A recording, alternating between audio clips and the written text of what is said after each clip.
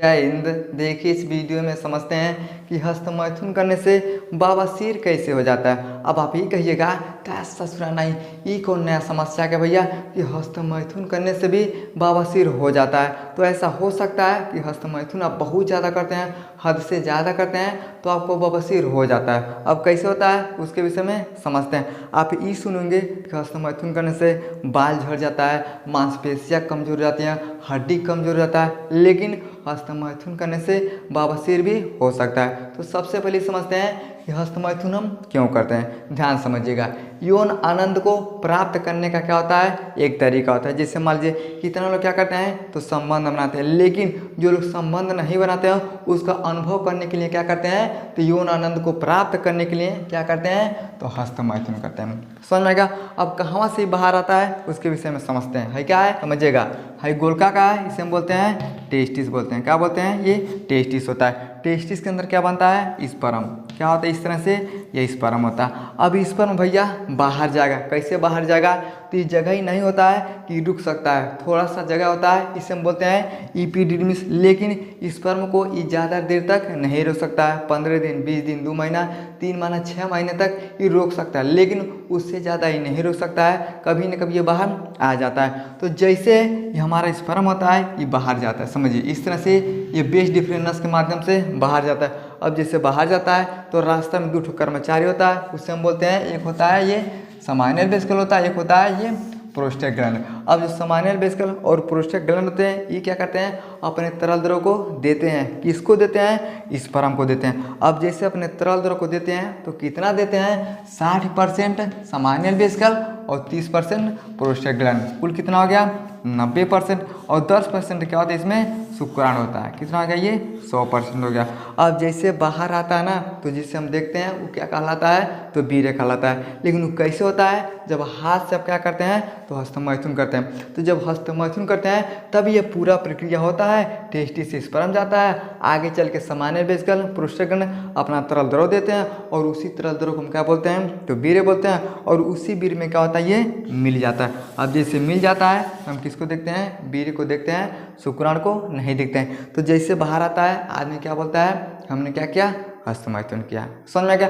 अगर हस्तमैथुन का मतलब क्या होता है समझिए, मतलब क्या होता है तो शिशन को हाथ से संचालित कर वीर्यपात करना। अब शिशन क्या होता है तो देखिएगा, है क्या है, इसे हम पेनिस यानी इसे हम शिश्न बोलते हैं। क्या बोलते हैं तो शिश्न बोलते हैं। हस्त का मतलब होता है हाथ, यानी जब पुरुष अपने हाथ से पेनिस को पकड़ के वीर्यपात करवाता है उसे हम क्या बोलते हैं तो इसे हम बोलते हैं हस्तमैथुन का मतलब, यानी शिश्न को हाथ से संचालित कर वीर्य का पात करता है। तो जैसे पुरुष अपने पेनिस को अपने हाथ से पकड़ता है, हाथ से पकड़ने के बाद जब वीर्यपात करवाता है उसे हम बोलते हैं हस्तमैथुन का मतलब बोलते हैं। समझ में क्या। अब इसके बीच में है एक नली है, इस नली को हम क्या बोलते हैं तो मूत्र मार्ग का क्या होता है ये रास्ता होता है, इसे हम यूरेटर बोलते हैं। इतना आपको समझ में आ गया। अब हम ये समझते हैं आखिर बवासीर कैसे हो जाता है। ये तो आपको पता चल गया कि हस्तमैथुन क्यों करते हैं और इसका मतलब क्या होता है। अब हम ये समझते हैं कि आखिर बवासीर कैसे हो जाता है। ध्यान समझिएगा, पेरिनियम में रक्त का आपूर्ति बढ़ जाता है। तो सबसे पहले समझिए कि पेरिनियम क्या होता है क्या बाबू, इसे हम बोलते हैं ये गोलका को हम बोलते हैं गुदा। क्या बोलते हैं इसे हम गुदा बोलते हैं। अब गुदा के थोड़ा सा ऊपर वाला भाग यहाँ से आइल है और यहाँ से आइल है, इस भाग को हम क्या बोलते हैं तो पेरिनियम बोलते हैं। इसे हम क्या बोलते हैं पेरिनियम बोलते हैं। ठीक उसके नीचे क्या होता है तो गुदा यानी अनल होता है। तो पेरिनियम में रक्त का आपूर्ति बढ़ जाता है। तो जैसे इस पेरिनियम वाले भाग पे इस भाग पे ब्लड का क्या होता है आपूर्ति बढ़ जाता है, तो पेरिनियम की मांसपेशियां सिकुड़ जाते हैं। तो जैसे पेरिनियम का ये मांसपेशी होता है क्या होता है इस तरह से सिकुड़ जाता है। समझिए ये महिला का हो गया, है पुरुष में देखिएगा इसे हम क्या बोलते हैं तो गुदा बोलते हैं। क्या बोलते हैं तो गुदा बोलते हैं। ठीक ही इसके ऊपर वाला जो भाग होता है उसे हम पेरिनियम बोलते हैं। तो जैसे ब्लड का आपूर्ति बढ़ जाता है ना तो यहाँ का जो मांसपेशियां होता है इस तरह से क्या होता है सिकुड़ जाता है। अब जैसे ऐसे सिकुड़ जाता है तो होता क्या है तो सिर पर बाधा उत्पन्न होता है। तो इसके सिर पर क्या होता है इस तरह से ये बाधा उत्पन्न कर लगता है। काहे कर लगता है भैया तो जितना हमें शरीर को ब्लड चाहिए उतना जाएगा तब तो ठीक है, अगर ज़्यादा हो जाएगा तब वो दिक्कत, कम हो जाएगा तब वो दिक्कत। तो इसमें होता क्या है, पेरिनियम में रक्त का मात्रा ज़्यादा हो जाता है। अब जैसे ज़्यादा होता है तो पेरिनियम में क्या होता है, यह मांसपेशियों में खिंचाव होता है, जिसके कारण से ये सिकुड़ने लगता है। अब जैसे सिकुड़ता है यहाँ पे क्या होता है, ये बाधा उत्पन्न हो जाता है। जैसे मान लीजिए आपका हाथ है, आपका हाथ एकदम बिल्कुल ठीक है, लेकिन पता चलेगा अचानक से मार देगा लकवा। अब जैसे लकवा मारेगा एकदम क्या होगा, किकड़ ऐसे किकुड़ जाएगा।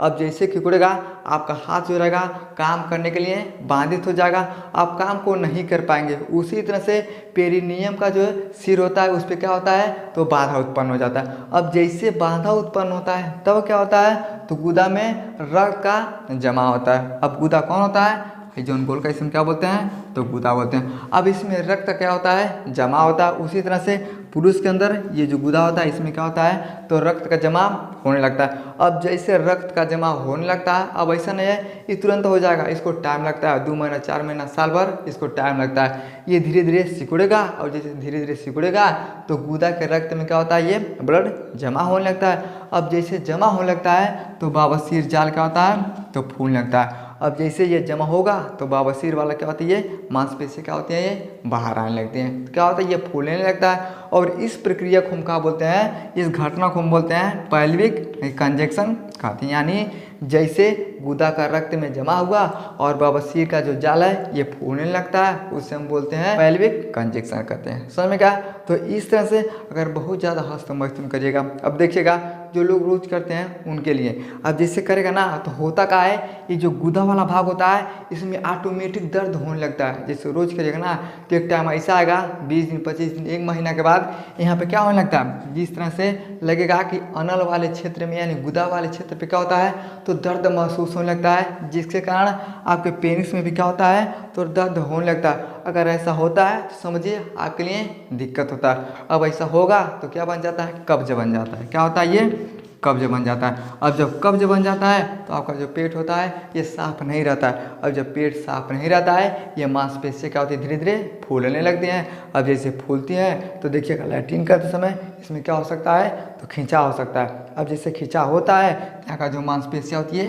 बाहर आने लगती है। अब जब बाहर आएगा तो कहिएगा अब तो ससुर हमको बवासीर हो गया। तो बहुत ज़्यादा जो लोग हस्तमैथुन करते हैं तो गुदा वाले क्षेत्र पे क्या होता है, दर्द होना शुरू हो जाता है। समझ में गया, तो ये जब शुरू हो जाता है तब धीरे धीरे आपको कब्ज बनना शुरू हो गया।